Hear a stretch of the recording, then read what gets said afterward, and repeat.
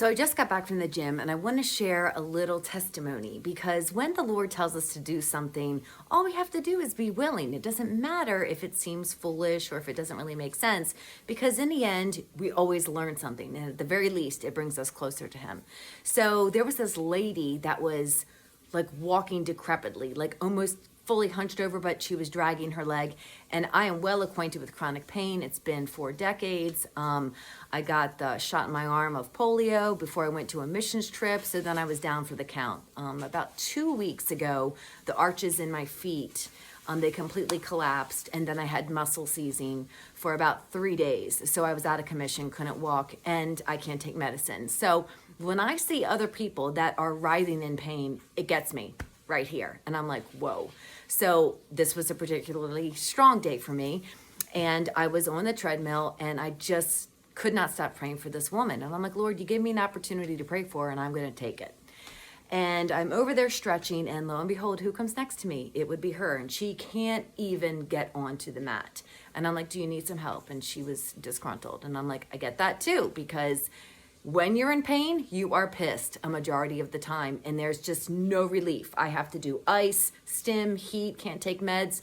So I was like, I really understand. I just want to make sure you were okay and nothing else.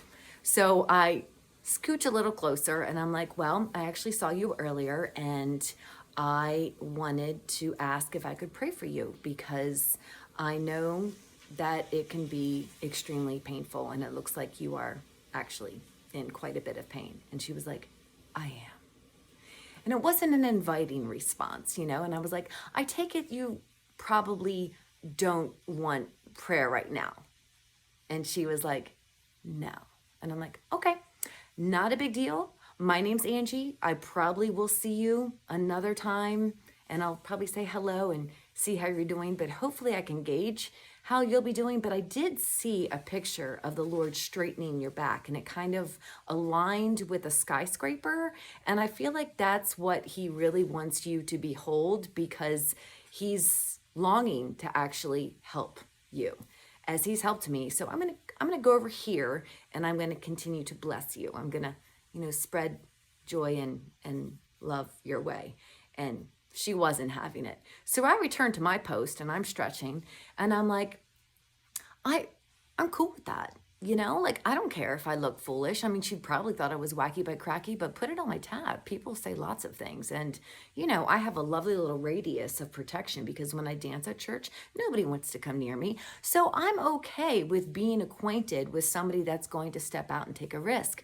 And I had a wave of joy come over me because from my pain, from the compassion of the Father's heart, I was able to say, well, it takes one to know one.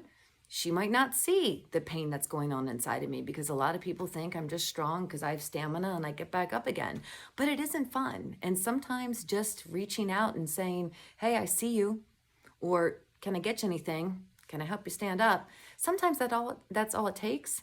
And it can actually bring us closer to God because we were obedient and we just said, hey, why not give it a whirl? You know what? I've been called worse things and it's okay too.